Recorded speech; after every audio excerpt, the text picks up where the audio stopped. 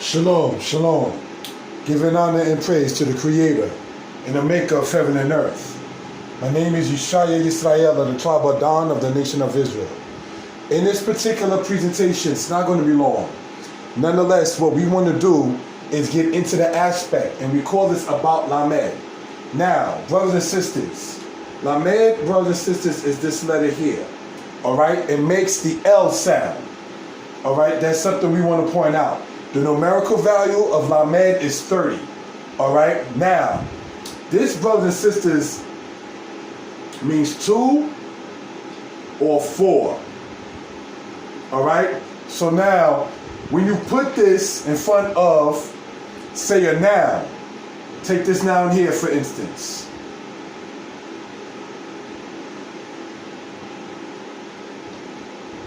The word nefesh.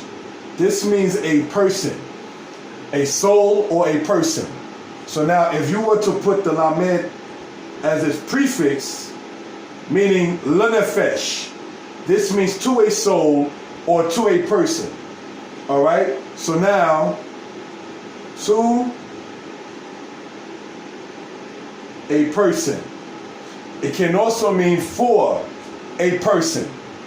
Now, when you happen to put this letter, brothers and sisters, in front of a verb, all right, it sits there and serves as part, meaning to, as in the infinitive of so.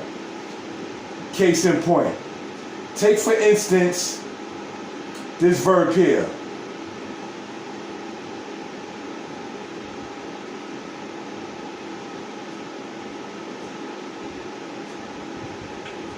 Katab. The word katab, brothers and sisters, means to write. Okay? So now, in that particular case, what happens when you put this with the beginning of it as a lamed, you get to write literally, which is liktov. All right?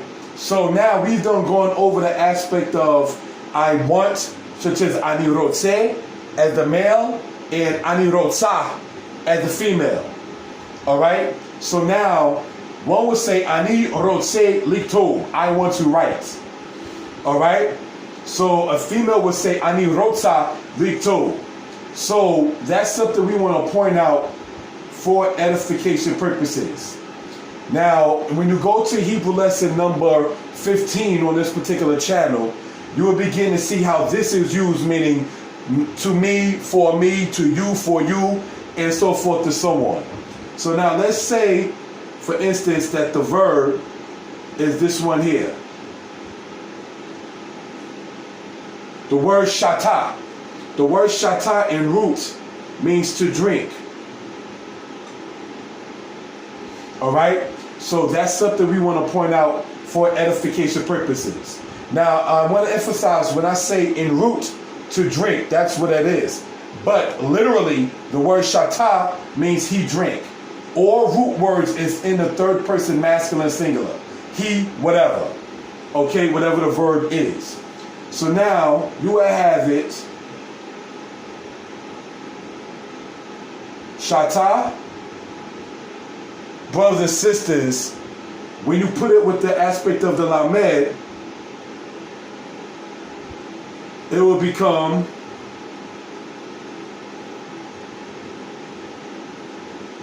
lishtot. The word lishtot literally means to drink, from its root word shata. All right, so we want to point that out for reason and purposes. So now, if we already know that ani rotse means I want as a male saying it, and ani rotsa means I want as a female saying it, when we say ani rotse lishtot, all right, let's look at it in this particular case. We have ani rotse or rotsa, okay?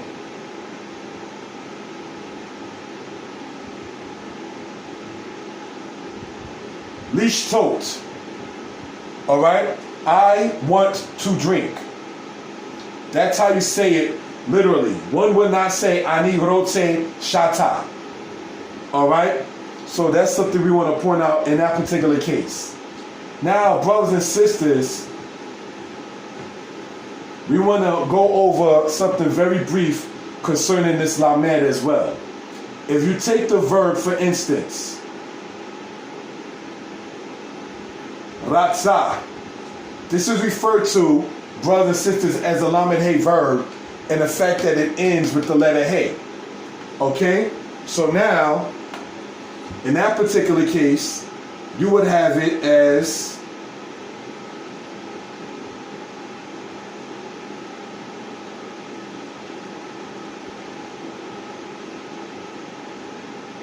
liruzot. All right? Literally is to want. So that's what we want to point out. Now that word means to want or to desire. All right? Liruzot mazon, to desire or to want food. All right? Mazon meaning food. So this is something, brothers and sisters, we want to emphasize on in that particular case. Now, in concluding, brothers and sisters, this very brief kind of lesson, all right, we're going to go over this for edification purposes. All right? The word pa'al means to act, A-C-T. So, this right here will be a standard use in regards with verbs. Okay? Want to give it more space, pardon that. Want to give more space, pardon that. Let me make this better. Sorry about that, brothers and sisters. Now, let's look at this and what we're talking about. Pa'al meaning verb or to act. You have what's called a pei aleph. All right? Pei aleph. Pei yod. And a pei nun. All right? You have also what is referred to as ayin yod, ayin waw, and ayin. You have what is referred to as a lamed aleph, lamed hey, lamed ayin, or lamed chet. Okay, now what happens in this is if it ends inside of an aleph, it's a lamed aleph verb. If it ends inside of a hey, it's a lamed hey verb. If it ends inside of an ayin or a chet, all right, it's a lamed ayin or lamed chet verb. If a verb has the second root letter as a yod, it's an ayin yod verb. If the second root letter is a waw, it's an ayin waw verb. If both the second and third letter of a word is the same letter as in the word sabab, zarar, chimaim, that is referred to as an ayin verb. Anytime the first letter is an aleph, it's a pei aleph. Anytime the first letter is a yod, it's a pei yod. Anytime the first letter is a nun, it's a pei nun verb. So we're going to go over, brothers and sisters, next time, this in more detail, but I just want to show what that is in that particular case. So subscribe to the channel, brothers and sisters, and tune in for the next video. Shalom Lakem.